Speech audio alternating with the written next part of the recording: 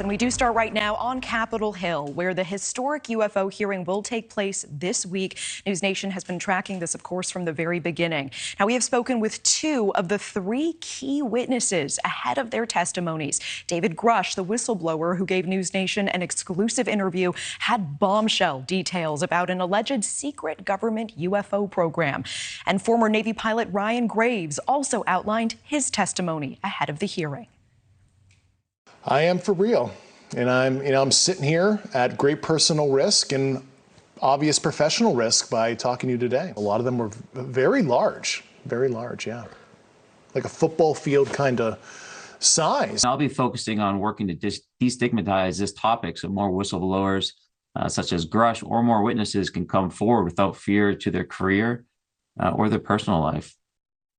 Well, NewsNation's Kelly Meyer joining us live now from our nation's capital. Kelly, what are we expecting to see at this hearing? So much interest in this hearing, Natasha, that they're likely going to have to turn folks away from showing up in person.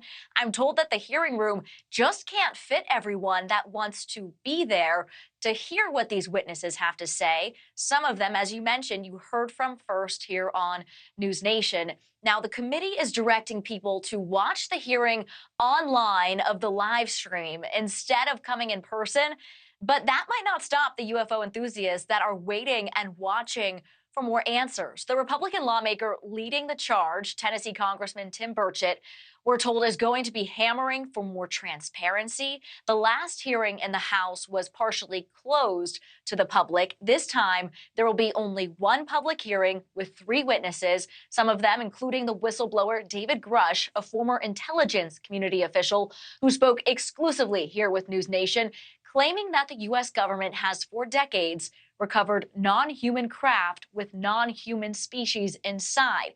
Congressman Burchett is promising to get to the bottom of what is happening and what he says the Pentagon could be hiding. But just imagine if there is a craft out there that can travel light years at these incredible speeds that it's not even imaginable. We can't even comprehend it as humans, those pictures you're seeing there.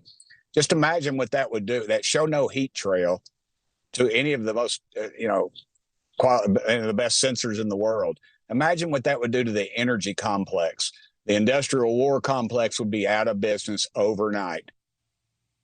Congressman Burchett says during a recent trip to an Air Force base in Florida, he and other lawmakers that were expecting to be a part of a briefing on UFOs were allegedly blocked by the Pentagon and other military leaders.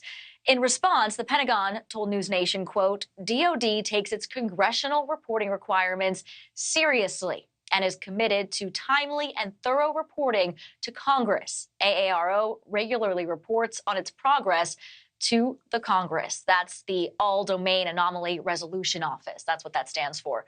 This hearing will be taking up a lot of oxygen on Capitol Hill this week, with the House buzzing about UFOs and unidentified aerial phenomena. I'm told that this is something that is bringing both sides together, something we don't see very often on Capitol Hill. A bipartisan mission this is to find the answers to questions many have been asking for decades. Natasha. It's very interesting on both sides of the aisle. Kelly Meyer, live for us in D.C. Thank you so much. And you can track this along with us on the NewsNation app. Just open your camera on your smartphone, scan the QR code at the corner of your screen right here. Be sure to connect with us on Twitter, Instagram, and Facebook. We will be keeping you updated on the very latest. We would love to have you join in on that conversation. Thank you for watching. Go to newsnationnow.com to find NewsNation on your television provider. And don't forget to click the red subscribe button below to get more of NewsNation's fact-driven, unbiased coverage.